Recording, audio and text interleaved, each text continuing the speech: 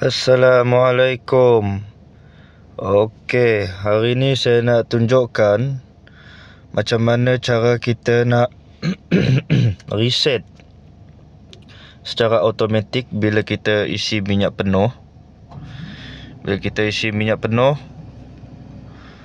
average dengan trip A akan reset. Ni semalam saya isi minyak penuh dan saya dah jalan 82.7 km. Okey, step yang pertama adalah pergi ke bahagian setting, scroll ke bawah ke bahagian display setting.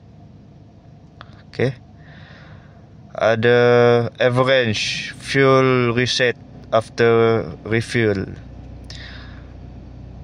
Warna hijau tanda aktif. Average fuel reset ni adalah yang ini. Average berapa kita pakai untuk kilometer per liter. Berapa km kita jalan, berapa liter dia makan minyak.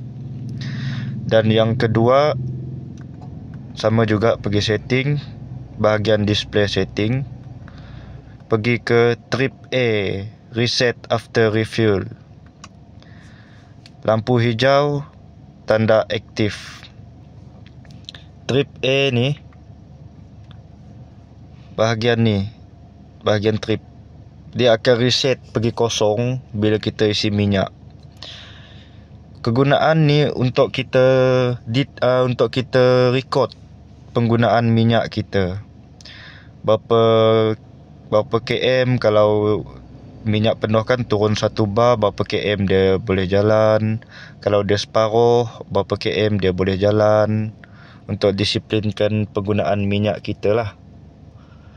Okey, itu sahaja perkongsian saya.